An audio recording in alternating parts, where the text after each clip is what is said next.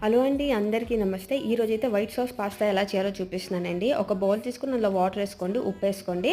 Water boil అయిన తర్వాత అందులో లోపల అనమాట మ్యాక్రోనీస్ వేసుకోండి. మ్యాక్రోనీస్ అయినా పాస్తా అయినా మీకు ఏది ఇష్టమో వేసుకోండి. అది బాగా బాయిల్ అయిపోయిన తర్వాత దాన్ని అయితే స్ట్రెయిన్ చేసేసి కొంచెం చల్లటి నీళ్ళతోని మళ్ళీ కడిగియండి. ఆ తర్వాత ఒక ప్యాన్ పెట్టుకోండి. ఆ ప్యాన్ లోపల కడాయి పెట్టుకొని కడాయిలో కొంచెం గీ వేసుకోండి. తర్వాత 2 స్పూన్స్ వరకు అయితే మీరు మైదా పిండి వేసుకొని మైదా పిండిని ఆ గీలోనే కొంచెం రోస్ట్ చేసుకొని ఆ తర్వాత చిల్లీ ఫ్లేక్స్, ఒరిగానో ఈ రెండు వేసుకొని దాన్ని అయితే కొంచెం బాగా రోస్ట్ చేయండి. మీకు ఈ వీడియో నచ్చిందంటే లైక్ ఇంకా సబ్స్క్రైబ్ చేసుకోవడం అయితే అసలు మర్చిపోవద్దు.